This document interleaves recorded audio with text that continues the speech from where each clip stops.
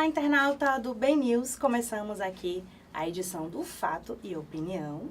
Hoje nós trouxemos aqui o presidente da Assembleia Legislativa da Bahia, deputado Nelson Leal. Tudo bom, deputado? Tudo bem, Ju. Satisfação estar aqui com vocês. E Tamires Machado aqui com a gente também. Tudo bom, deputado? Tudo e bem, presidente Tamires. da Assembleia, prazer também. Prazer a é todo gente que meu. se vê quase toda semana, Pois é, mas agora e quando não diferente. vê, eu fico com saudade. Reclamei, inclusive, da última vez que você esteve lá.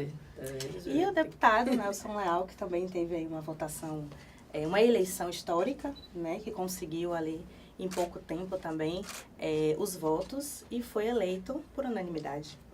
Praticamente. Nós começamos essa caminhada explicando para os deputados. Eu já tinha uma relação muito consolidada, já tinha 5 mandatos à época, mostrando que o que a gente queria era uma Assembleia mais participativa, com comissões principalmente, que eu acredito muito no trabalho das comissões, elas com muita dinâmica, uma administração mais compartilhada. E eles acabaram enxergando que o projeto que nós apresentávamos à época era o melhor para a Assembleia. E para minha alegria, mesmo disputando com o Hilton, eu tive 62 dos 63 votos possíveis. Então, foi uma satisfação e uma responsabilidade muito grande também. Agora, sua eleição se deu ali em um momento em que o governador Rui Costa não estava, né, aqui no estado, e foi tão rápida quanto, inclusive, o presidente da Câmara, né, Geraldo Júnior. Como é que o senhor lidou com essa situação, até com algumas, né, críticas de que foi feito ali sem o aval do governador Rui Costa? Não, eu acho que a viagem do governador não interferiu na eleição da casa. Quando nós definimos, assim que acabou o processo eleitoral, tanto aqui do Estado como no segundo turno, a gente definiu que, em função de vários colegas estarem dizendo que deveríamos iniciar uma campanha para presidente, essa questão, Julia, há algum tempo que meu nome sempre era ventilado. E aí eu resolvi começar a colocar e debater com os partidos, coisa mais que normal. Coincidentemente, para minha alegria, a aceitação foi muito grande.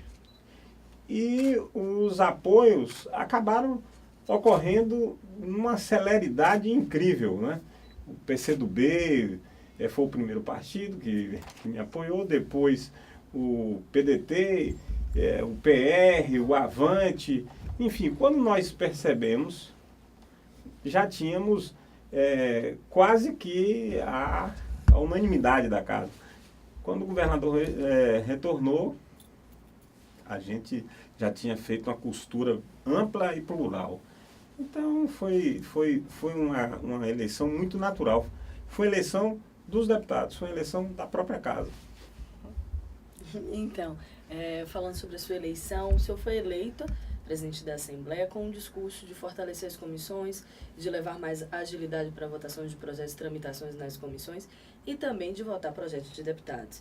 No entanto, há uma crítica de seus opositores e até de alguns governistas também em relação à produtividade da Assembleia Legislativa. A gente percebe, fazendo um comparativo assim, muito rápido em relação, por exemplo, à Câmara Municipal de Salvador. Esse ano, na Câmara foi votado, se eu não me engano, cerca de 40 projetos de vereadores, no caso. E na Assembleia a gente vê que não tem aprovação, não tem votação de projetos de deputados. Esse ano já deve ter tido aprovado uns 2 projetos de deputados. E projetos de executivo, né, que chega na casa. Mas referente a projetos de deputados, qual é a dificuldade que a casa tem para aprovar esses projetos? E como é que o senhor pretende fazer para que realmente esse discurso que foi da sua eleição seja efetivado, que tenha mais agilidade, mais produtividade na Assembleia Legislativa da Bahia? É uma pergunta bem inteligente. E foi realmente o nosso compromisso na campanha. O que nós dizíamos? Eu quero terminar situação de sempre estar votando os projetos utilizando a urgência. A urgência é uma manobra regimental que permita que diminua os prazos para se votar o projeto. Então, vamos fortalecer as comissões, porque é lá onde tem um debate, é lá que o parlamentar pode aprofundar, conhecer o projeto de lei, esmiuçar, estudar também, né? Fazer suas contribuições. Nunca se trabalhou tanto nas comissões como agora. Para vocês terem noção, nós estamos com dificuldades, porque nós temos, além das comissões, várias frentes parlamentares. Nós estamos agora criando mais um dia, segunda-feira vai ser, para também funcionar algumas comissões. Comissões temáticas serão, né? E aí é que você entra o que está acontecendo. Para o projeto estar apto para ser votado no projeto, no plenário, ele tem que passar pelas comissões temáticas. Então, regimentalmente, os relatores das comissões, em cada uma das comissões que ele passa, tem 15 dias para dar o seu parecer final. Então, em função dessa situação, demora-se um pouco, mas 1.000 e poucos projetos oriundos dos parlamentares já estão tramitando nas comissões. Daqui pouco tempo, nós vamos estar com eles todos já no plenário para ser votados. Então, nós vamos ter uma celeridade maior. Agora, a Câmara e a Assembleia têm uma diferença.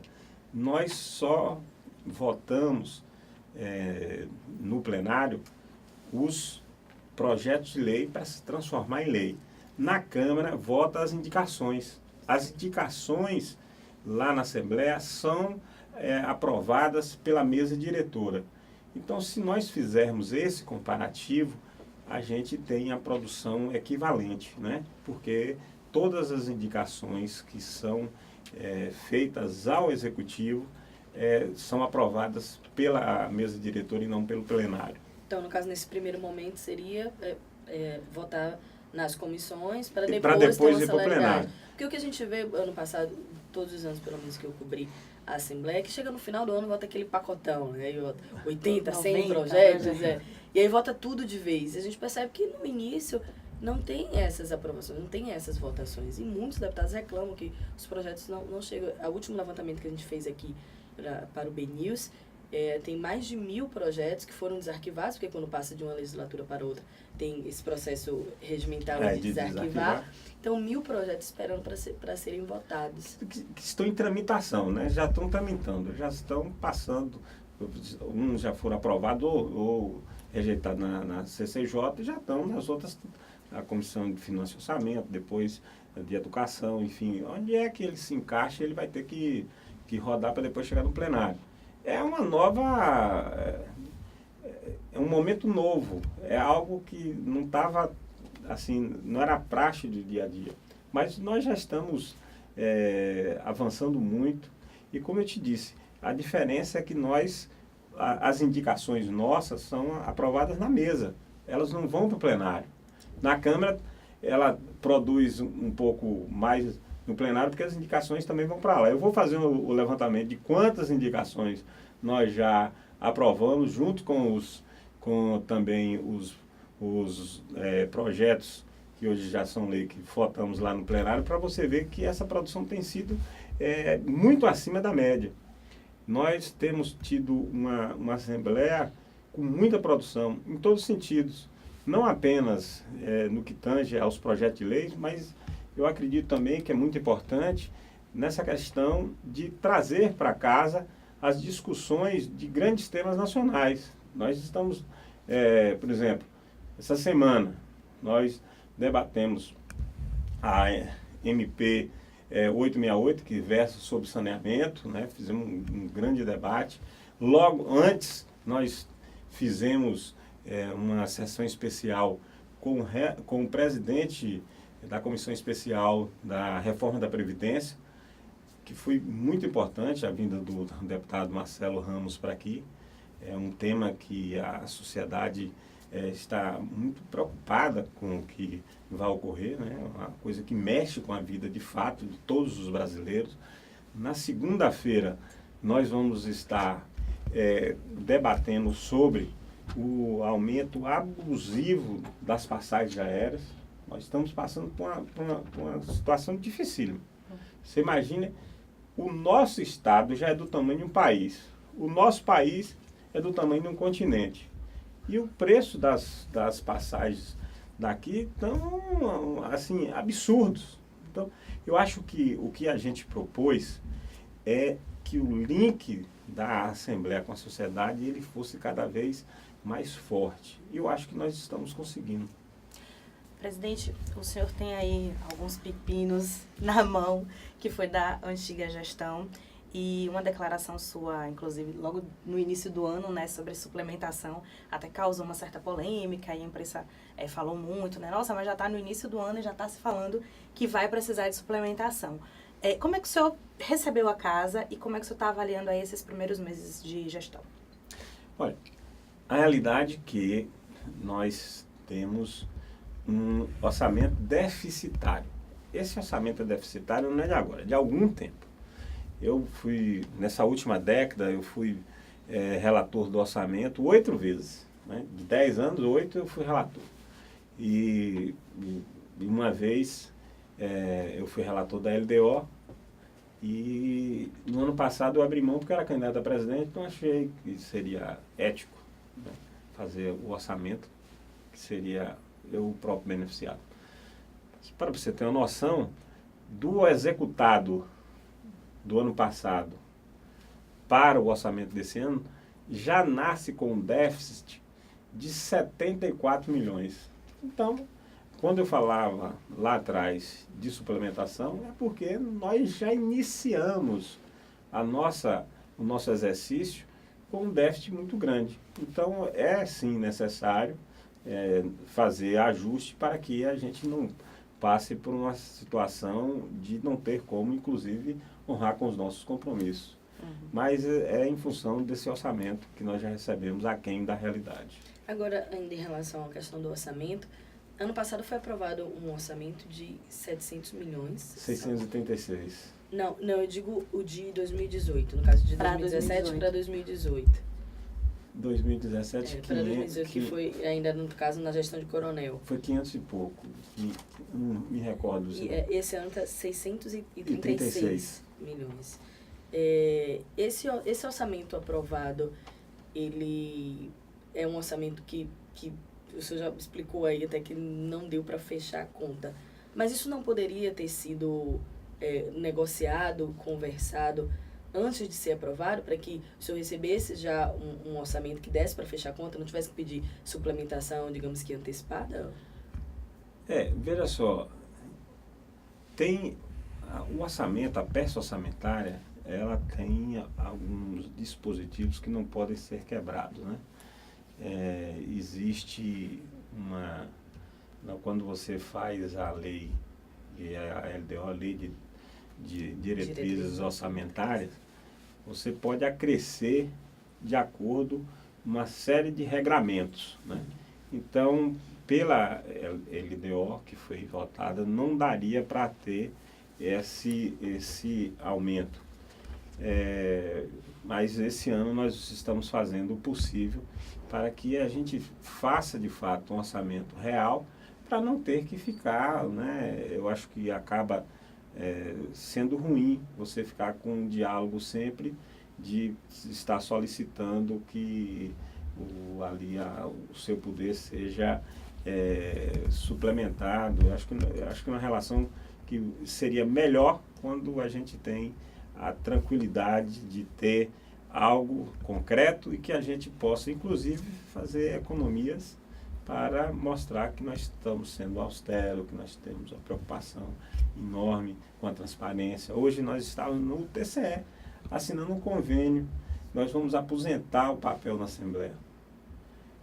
Agradece a transparência, agradece a celeridade nos processos. E o meio ambiente. E o meio ambiente, e sobretudo o meio ambiente. São mais de 7 mil folhas que são gastas mensalmente, que a ALVA vai ser agora folha zero, papel Isso zero. em custos, geralmente tem... Não tem como custo mensurar? nenhum. Não, no caso do papel, vai economizar quanto? O custo financeiro é menor do que o impacto que isso causa no meio ambiente. E não só isso, a gente quer fazer também uma série de ações para que a Alba se torne sustentável, né? Diminuição de copos descartáveis, a questão da energia limpa. Nós já estamos vendo propostas para que a gente tenha uma energia limpa lá na Assembleia. Nós temos procurado fazer com que essa confiança que nos foi depositada, ela seja respeitada na sua totalidade. O senhor já tem ideia de quanto vai pedir de suplementação? Ainda não, Damaris. A gente vai ter que fazer agora, nesse quadrimestre, eu já pedi a nossa diretoria, os superintendentes, para fazer uma estimativa real para a gente apresentar esse número logo no início do segundo semestre. Ótimo. Presidente, nós gravamos com alguns repórteres do Bocão News e externos também algumas perguntas. A gente vai ver aqui no vídeo e vamos lá responder. Não dá para colocar todo mundo no estúdio, né? Olá, deputado, tudo bem?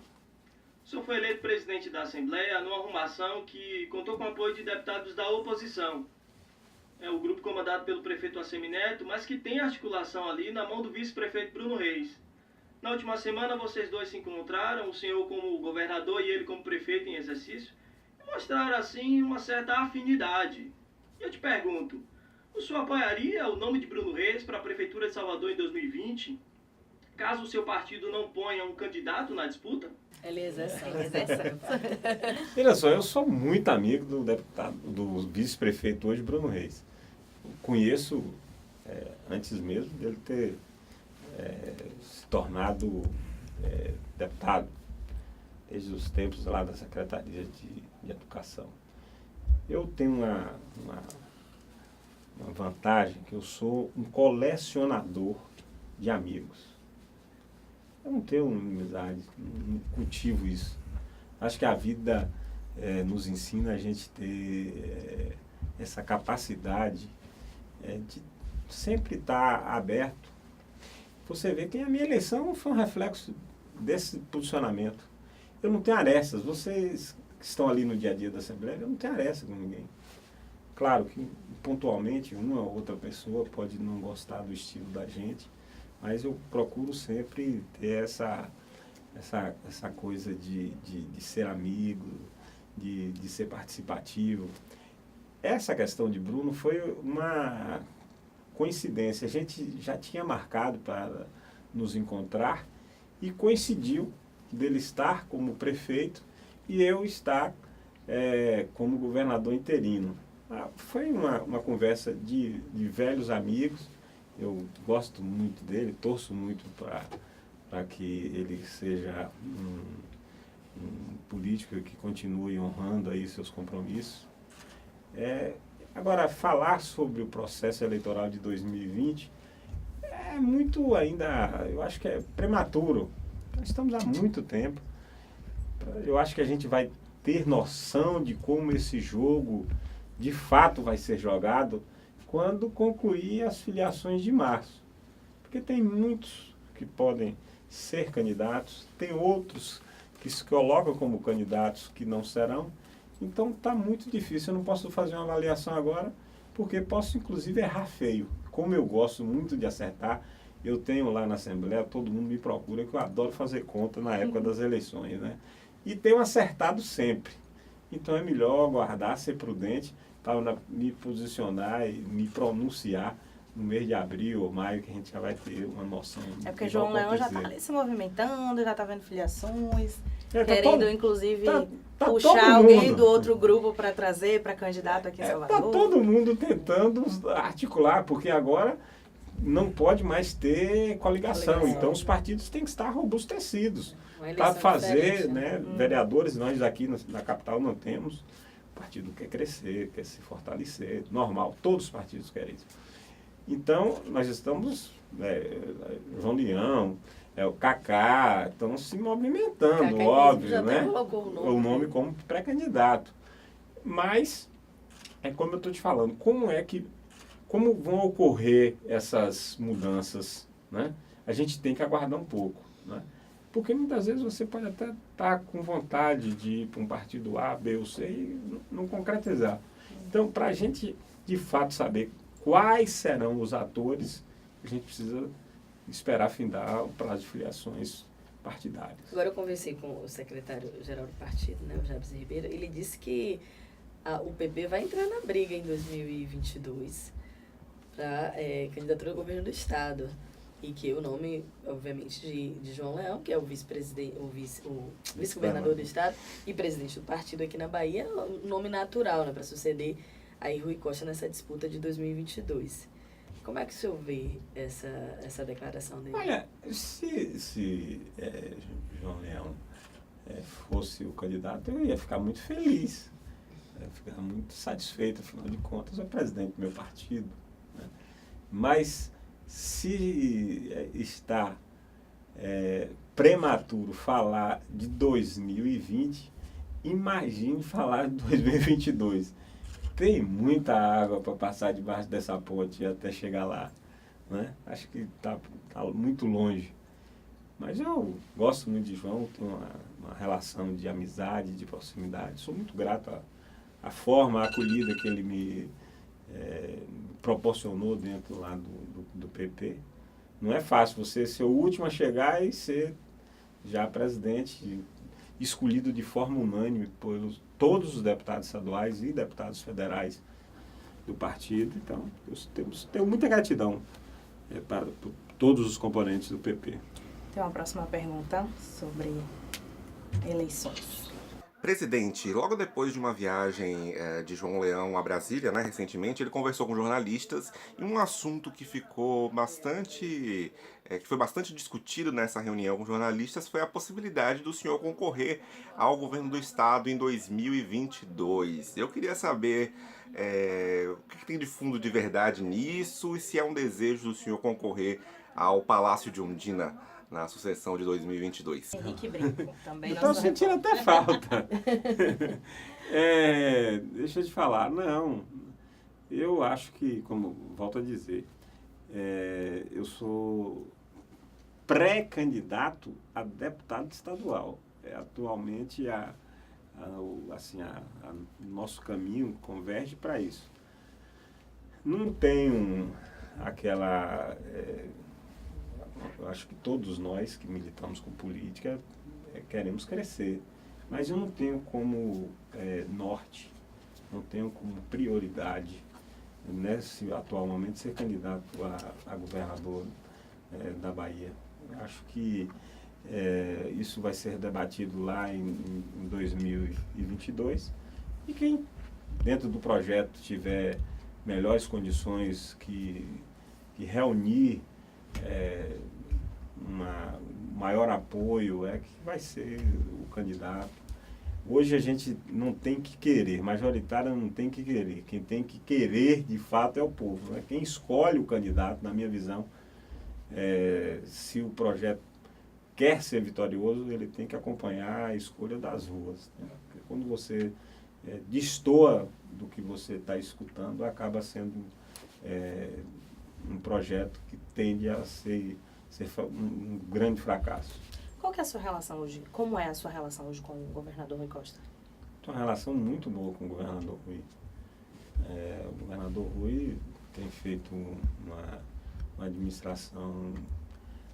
Eu acho que o resultado das urnas reflete muito assim, a capacidade dele de administrar. Eu tenho uma relação muito sólida com ele. Isso é porque tem deputados do partido que reclamam desse tratamento do governador Rui Costa, inclusive de que o partido não teria sido agraciado ali com os cargos, né, como deveria ter sido feito. Por isso que eu estou te perguntando como é essa relação e o que o senhor acha dessas declarações. Olha, essa questão dos cargos, o que ocorre é o tamanho do Estado era o mesmo, não aumentou o Estado de 98 para cá. Né? É o mesmo tamanho, a mesma estrutura, e a base cresceu muito. Os espaços são finitos. É normal, natural que o partido, quando fica maior, quer ocupar mais espaço. Mas essa fase já foi, na minha opinião, superada. E agora o que eu acho que nós temos que fazer é começar a desenvolver ações a nível de partido nos municípios para ter candidaturas competitivas para as eleições de 2020. Mas o senhor acha que, como alguns colegas, né, do PP relataram, cobraram também, que o partido, ele não correspondeu, o tamanho do partido não correspondeu à quantidade, ao espaço no governo Rui Costa? O senhor concorda com essa tese? Olha, agora não tem mais que concordar ou discordar, como eu te falei, isso aí já foi superado e agora bola para frente é trabalhar, e agora fazer com que o PP seja um partido que se solidifique mais ainda nas cidades do estado e ter muitos candidatos a prefeito, ter vários vereadores, para ajudar, inclusive, nesse novo formato político. Tem que lembrar que nós somos 10 deputados estaduais, não tem mais coligação, então a gente vai ter que atrair um grande número de candidatos a deputados estaduais e federais para que a gente continue tendo uma bancada forte, uma bancada como essa, né? Uma bancada extremamente expressiva. O senhor defende que em 2020 o PP tenha candidato próprio, ou o PT, que é o partido do governador Rui Costa, ou o senhor acredita que cada partido tem que ter uma unificação para que tenha só um candidato da base, um candidato de apoio do governador? Pelo que eu estou vendo, vão ocorrer várias candidaturas, pelo menos é o que está se colocando no atual momento. Eu não estou vendo assim uma convergência em torno de uma candidatura única, né? Todos os partidos estão preocupados, querem ter um candidato a prefeito para ter aquele chamado voto de legenda. Quando você tem um candidato, geralmente você consegue ter vários votos que ajudam na formação da sua, ou do reforço da sua candidatura a vereador. Então, eu acho que tende a ter vários candidatos. Boa tarde, deputado Nelson Leal, pessoal do Bocão News e a todos que assistem a essa live. Deputado, a gente vira e mexe, ouve e lê matérias na imprensa sobre o balcão de negociação que existe no Congresso Nacional em relação ao governo federal. É o velho toma lá da cá. Para se aprovar matérias, é preciso negociar e, às vezes, oferecer algum tipo de benefício ao parlamentar para que esse projeto seja votado. Eu queria saber, aqui na Assembleia Legislativa, esse balcão de negociação, ele também existe? Há uma barganha dos deputados em relação ao governo do Estado ou do governo em relação aos deputados? Como é que funciona essa relação entre o Executivo e o Legislativo? Essa é Cíntia Kelly, que é repórter do programa Se Liga Bocão e da TV Câmara. Veja só, não existe. Na Assembleia é diferente, eu acho. Primeiro que o governo tem uma base consolidada, né? Uma base aí formada por, hoje, 44 deputados. E, além disso, a maioria dos projetos nós estamos procurando, eu tenho acompanhado de perto, e está sendo debatido a exaustão.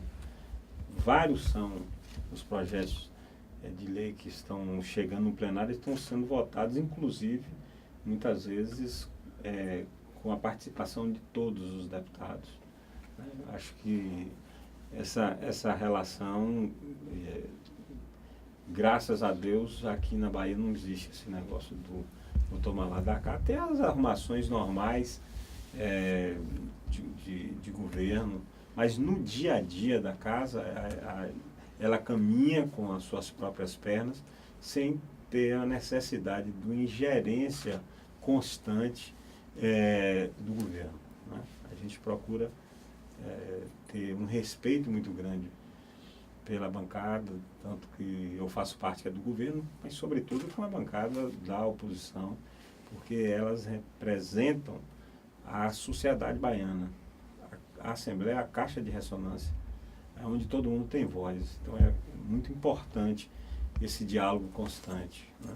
Mas graças a Deus nós estamos vencendo barreiras, nós estamos atuando sem necessidade de nada em troca. O senhor chegou a conversar com o governador Rui Costa sobre as emendas parlamentares, que a gente sabe que todo ano tem uma cobrança, sobretudo da bancada de oposição, que não recebe as emendas impositivas. Inclusive, ano passado, a gente teve um fato que a Assembleia ficou quase 2 meses sem votação, porque a própria base boicotou, a própria base não ia não ia para as sessões, justamente para atrasar e com uma forma de protesto. Esse ano ainda não teve. Não, esse ano, graças a Deus, eu não estou passando por isso. Apagar esse fogo. Esse ano está ótimo. Mas eu queria saber se o senhor já conversou com o governador, o senhor ficou aí 4 dias com o governador interino, depois teve uma reunião com ele, conversou com ele sobre as emendas parlamentares e tem previsão de pagar essas emendas? Como é que está essa relação? Olha, primeiro, eu acho que o ano passado não serve como base muito das coisas, porque o ano eleitoral é muito complicado, porque você, além de ter a produção normal legislativa, que você não deixa de ser deputado, mas ao mesmo tempo você tem campanha. E naquele período de eleição, existe uma cobrança muito grande, uma cobrança maior ainda da sua presença nas bases, né? Então você tem que viajar muito. Eu acho que o que ficou mais ali, viu, Tamires, foi justamente essa questão da eleição, do processo eleitoral, e logo após o processo eleitoral, principalmente dos deputados que se reelegeram, que teve votações expressivas nos municípios, é uma forma, uma praxe, uma tradição você ir para agradecer em cada município os votos que teve. Então, aqueles 2 meses e meio, foi em função da política mesmo, do processo eleitoral. Eu já conversei sobre vários temas com o governador. Obviamente que a gente tem ali um processo de harmonia entre os poderes, né? Mas de total independência. Então, eu não entro muito no dia a dia do executivo. Eu faço essa interface do legislativo, né, como administração, como administrador, com o executivo. Eu aprendi muito, e tem que ser muito legalista, né? Aprendi muito que a gente deve ser harmônicos, mas independentes, né?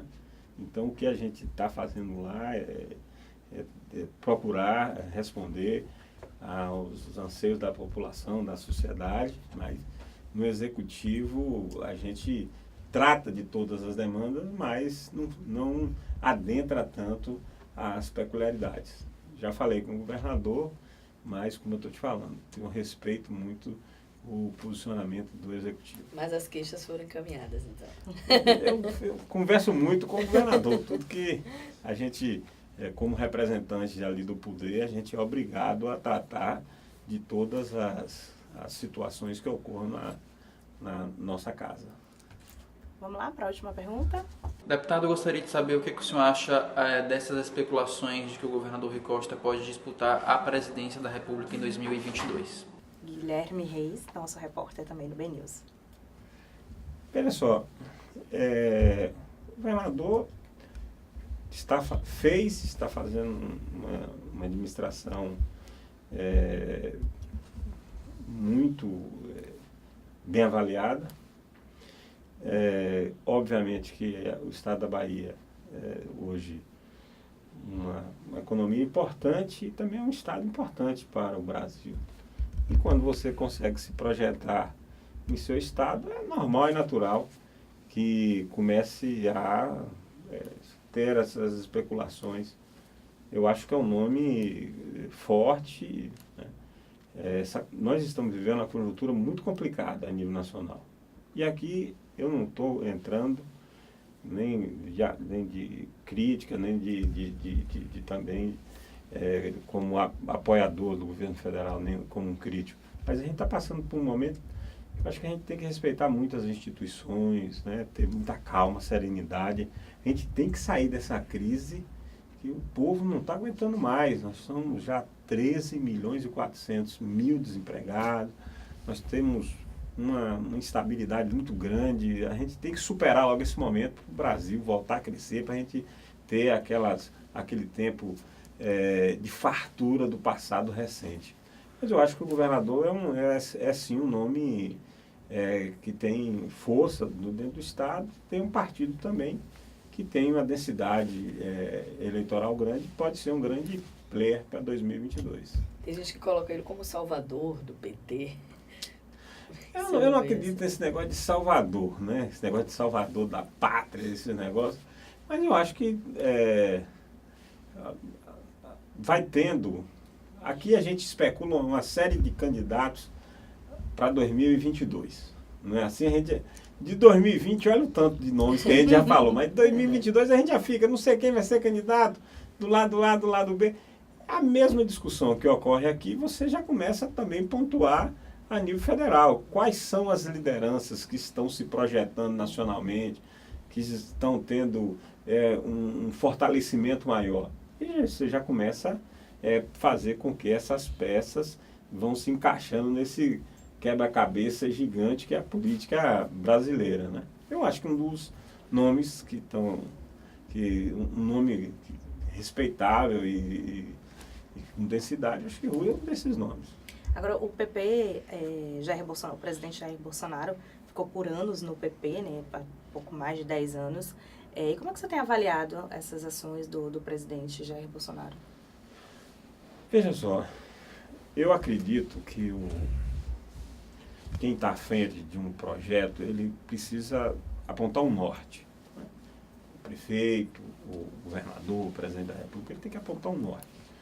E nós estamos ainda esperando qual vai ser o norte apontado pelo presidente. Eu acho que nós estamos aqui precisando descer do palanque eleitoral e partir para a área administrativa. Eu torço muito, porque, indiferente de ter votado ou não, eu torço muito para que o presidente dê certo. Ninguém torce contra um presidente do seu país, porque muda a nossa vida, o nosso dia a dia muda. Então, eu acho que nós estamos precisando, nesse momento, de ações que ajudem a superar a grave crise que nós estamos passando. É uma crise que envolve não apenas uma crise econômica, mas uma crise institucional, né? Uma crise que está engessando. E todo dia eclode um fato novo, né? Gerado praticamente pelas mesmas pessoas. Então, eu acho que está na hora de pegar serenidade, cautela e calma, e, sobretudo, comprometimento e amor pelo nosso Brasil. Vamos tocar juntos. A gente tem que entender, eu tiro por aqui, lá na Assembleia, cada um tem seu posicionamento político, normal e natural, ideologia e a democracia está aí para a gente respeitar todo mundo. Mas as coisas estão acontecendo, não é? E muitas vezes a situação e a oposição dão as mãos para determinados projetos. Eu acho que está faltando um pouco disso lá em Brasília. Todo dia tem ontem mesmo, aqui inclusive, aproveitar para protestar de forma muito veemente. O delegado Valdir foi deselegante, mal educado com os baianos. Já deveria, de joelho, ter pedido desculpas. Você não pode ofender um Estado, você não pode ofender milhões de pessoas, porque houve uma derrota em uma votação. Acho que isso é demais. A gente fez ali há pouco, soltamos uma nota para a imprensa, colocando a nossa posição dura e firme, que aqui, ao contrário do que ele acha, nós temos muito orgulho, sim, de ser baianos. Baiano é uma dádiva de Deus. Já se falava que baiano não nasce, estreia, né? Quantos talentos nós temos nascido da Bahia e que são importantíssimos na história lá de trás, recente, e vai ser futuramente. Então, eu queria dizer ao delegado que nós merecemos respeito. E quando você for tratar, vou chamar de você, não de Vossa Excelência, quando você for tratar da Bahia, trate com o respeito que nós merecemos. Boa, e ele disse que foi fake news, né? Verdade, só tô um vídeo agora há pouco dizendo que foi fake news. Só uma última pergunta minha, né? Tem outra. Tem algum projeto polêmico aí para ser votado nesse finalzinho aí de primeiro semestre na Assembleia? Como é que tá? Não temos nenhum projeto polêmico. Nós temos, de polêmico vai ser a sessão de segunda-feira, porque nós vamos brigar com as companhias aéreas do dia 27. Eu convido, inclusive, a todos, quem não puder ir na Assembleia, pelo menos nos assista pela TV Assembleia, pelas redes sociais, ou nosso, ou de qualquer deputado de sua preferência, que nós precisamos nos dar as mãos e temos que nos posicionar com muita firmeza contra um absurdo que é isso. Eu estou chocado também. Juliana, você acredita que nós estávamos, quando começou a se falar a esse respeito, nós pegamos para fazer um comparativo. Olhamos uma passagem para o interior da Bahia, uma para Brasília. A do interior da Bahia, para Barreiras, estava 3.000 de ida e volta. Para Brasília, 2.700. E de Salvador para a Europa, R$2.000. Então é mais barato. E para a Europa são 8 horas ou 9 horas de voo do que fazer um voo interno aqui. Então, é um absurdo. Não é? Então a polêmica que vai ter até o começo do mês. E já convido também, aqui aproveitar, para convidá-las e convidá-los todos, dia 7 de junho, vai ter aqui o Parla Nordeste. Nós criamos um colegiado com os presidentes das Assembleias Legislativas de todo o Nordeste, né? Nós temos pautas em comum, pautas em comum, temos problemas em comum, então nós estamos sempre fazendo esses encontros, né? O primeiro vai ser aqui, dessa nova legislatura vai ser aqui, e como a Carta de São Luís, nós estamos sempre encaminhando ao presidente do Senado, Davi Alcolumbre, e ao presidente da Câmara, Rodrigo Maia, todas as decisões que o Parla Nordeste toma. Interessante. Bom, deputado, obrigada pela sua participação aqui no nosso programa. Boa sorte aí durante esse ano todo, nessas polêmicas, nessa suplementação. Obrigada, viu, pela sua participação aqui. Eu que agradeço, é uma satisfação enorme. A participação de vocês lá na casa também é uma participação muito importante. Quando vocês não vão lá, eu morro de saudade, tem que ter... Me cobra, essa mulher me cobrou. Eu cobro, sabe por quê? Porque é fundamental, é importantíssimo o papel que a imprensa faz, né? De juntar, de aproximar, de dar, de noticiar o que está acontecendo no dia a dia para a população. Então, hoje e agora mais rápido, né? Porque com a internet, tecnologia é uma exatamente. coisa que é fantástica, né? Então é instantâneo. Votou, já está lá na capa do Bem. Deixa eu contar um fato rápido e interessante. Determinadas votações ou situações importantes que acontece na casa, como na época de disputa de presidência, ou uma votação importante que seja muito polêmica, é instantâneo, muitas vezes, antes do deputado saber, já está na imprensa. Eu fico fantástico. Quando eu vejo vocês lá, né, é fantástico, porque essa rapidez, isso é bom para o cidadão, porque ele se mantém informado, né, online. Em tempo real. Esse é o nosso papel, né? Levar essa informação, que às vezes muita gente não sabe, não entende o que é o parlamento, o que é uma casa legislativa, e a gente está aqui para informar todo mundo. É isso. Isso é importante. Eu acho que hoje é um viés fundamental para a informação da sociedade. Então você fica ligadinho aí no bnews.com.br e também pelas redes sociais, no Facebook, no Instagram e no Twitter. Obrigada, deputado. Eu que agradeço. Satisfação Obrigada, enorme. Obrigada, eu que agradeço a vocês. Até semana que vem. Tchau, tchau.